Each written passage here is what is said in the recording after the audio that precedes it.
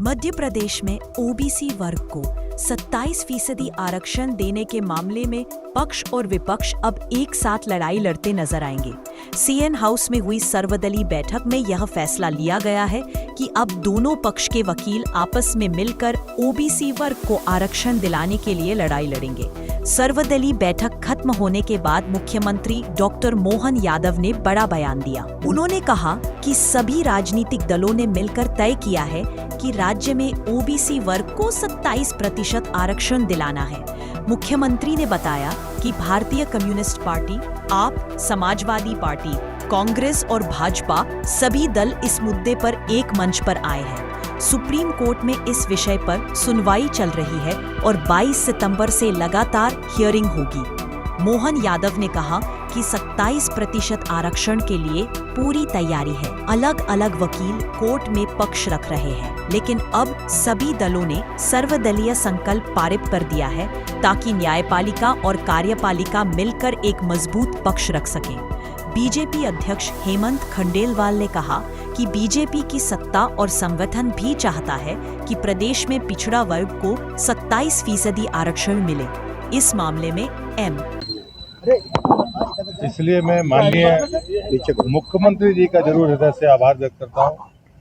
हमारे साथ माननीय गणेश सिंह जी हैं, जो पिछड़ा वर्ग की जो हमारी स्थायी समिति है भारत सरकार की संसदीय समिति, उसके अध्यक्ष भी हैं। हम लोग उन सारे कानूनी प्रावधान को समझने के बावजूद भी कम से कम राज्य की सभी पार्टियां एक साथ अपने एडवोकेट्स को सुप्रीम कोर्ट में पेश करें, उस पर एक सहमति बने। इस बात के लिए मुख्यमंत्री जी ने कोशिश की थी, इसलिए मैं उनका आभार व्यक्त करता हूँ। और मैं ये मानता हूँ कि 22 सितंबर से जो डे टू डे वर्किंग होनी है सुप्रीम कोर्ट में, उसमें सारे लोग एकजुट होकर मध्य प्रदेश राज्य के पिछड़े वर्ग के लोगों के बारे में अपनी राय रखें। और मैं इसलिए बाकी सभी मित्रों का भी हृदय से धन्यवाद करता हूँ। क्या सहमति बनी है सर? सुप्रीम कोर्ट में क्या पक्ष रखेगी? नहीं, 27% आरक्षण भारतीय जनता पार्टी और भारतीय जनता पार्टी की सरकार चाहती है।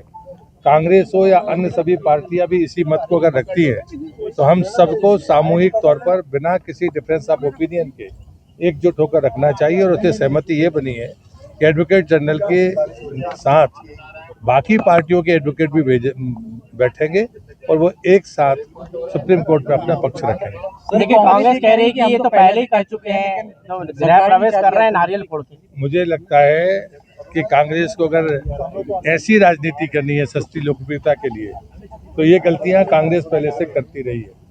और मुझे लगता है कि उन्हें राज्य के पिछड़े वर्ग के लोगों के हित में एकजुट होने में उनकी सहमति है नहीं है, फिर उनको स्पष्ट करना चाहिए। वहाँ तो उन्होंने इस बात को माना है कि हाँ, एक साथ एडवोकेट्स बैठेंगे, एक साथ हम पक्ष रखेंगे। बाहर राजनीतिक भाषा बोलना तो मुझे लगता है ये कांग्रेस की आदत है, तो मुझे लगता है अभी उससे कांग्रेस को बचना चाहिए। ऐसी बनी को चला है।